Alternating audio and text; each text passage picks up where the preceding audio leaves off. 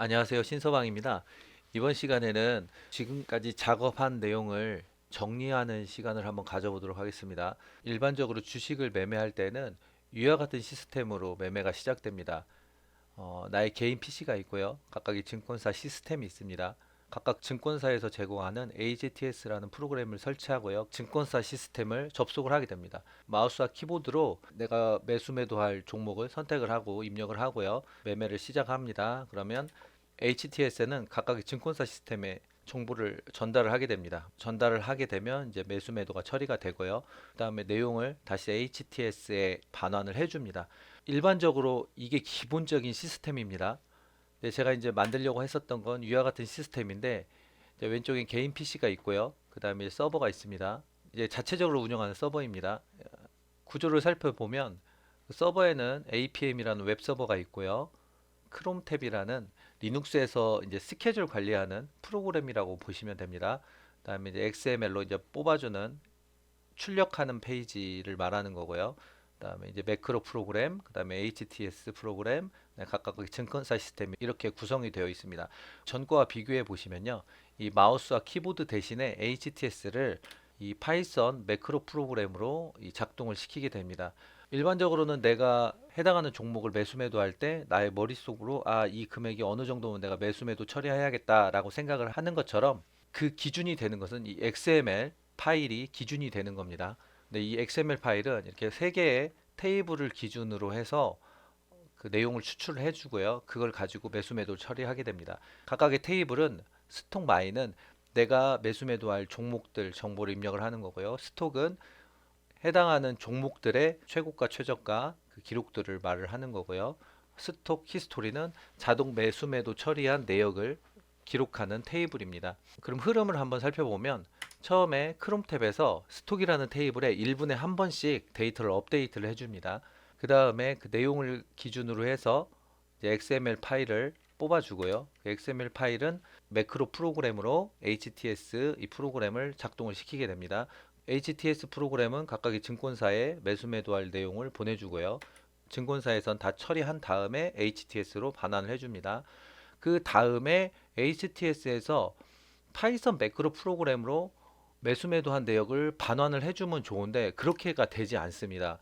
그 다음에 이제 매크로 프로그램에서는 이 모든 것들이 정상적으로 처리되었다는 전제하에서 파이썬 매크로 프로그램에서 다시 스톡 히스토리라는 테이블에 자동 매수 매도한 내역을 반환을 해줍니다.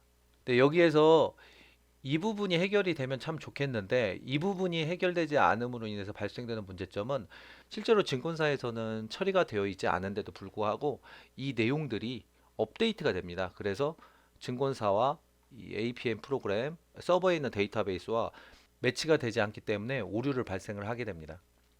그래서 생각한 것이 API를 통해서 제작하는 방법입니다. 기본적인 내용은 이 전 단계와 동일합니다. 이 부분이 정상적으로 리턴되는 것 외에는 대부분이 비슷합니다. 보겠습니다. 처음에 리눅스 탭에서 1분에 한 번씩 업데이트를 하고요. 그 내용을 크레온 API가 XML 데이터를 받아오고요.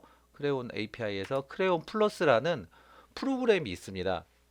그러니까 쉽게 생각하면 HTS는 개인이 수동으로 매수매도하는 그런 프로그램인 거잖아요. 그걸 뭐 편법을 써가지고 매크로로 해서 자동으로 만들긴 하지만 기본적으로 수동으로 매수매도하는 것이 기초가 되는 겁니다.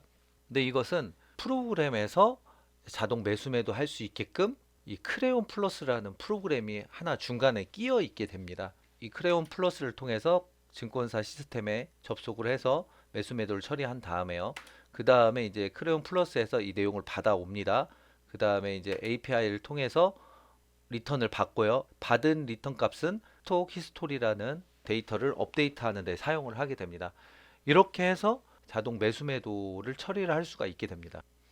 참고적으로 여담이지만 하나 좀 말씀을 드리자면 처음에는 API를 통하지 않고 이런 매크로 프로그램으로 작업이 될 거라고 생각을 해서 제작을 했습니다. 그런데 자꾸 이게 놓치는 경향이 있더라고요. 이게 데이터가 이쪽 데이터와 여기 데이터가 일치하지 않은 그런 오류들이 있어서 이거는 좀 위험 부담이 좀 있겠다라고 생각이 들어서 API를 통해서 다시 제작을 하게 된 겁니다.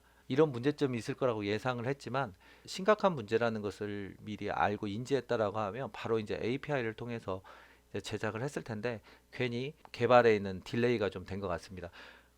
그런데 무조건 이 매크로 프로그램이 안 좋다는 것은 아닙니다. 이거는 기본적으로 크레온 API를 제공을 하기 때문에 사용을 할 수 있는 거지. 삼성증권처럼 API가 지원되지 않는 경우라면 어쩔 수 없이 매크로 프로그램을 만들어서 처리를 해야 됩니다. 지금 같은 경우에는 API 제공하는 그런 프로그램이 있으니까 그걸 통해서 개발하는 게 훨씬 더 또 효율적으로 작업하지 않을까 그런 생각을 합니다. 무조건 이것이 안 좋다, 이건 할 수 없다 이런 건 아닙니다. 할 수는 있다. 그렇지만 이런 부분이 더 효율이 있다라는 것을 말씀드립니다. 지금까지 신서방이었습니다. 감사합니다.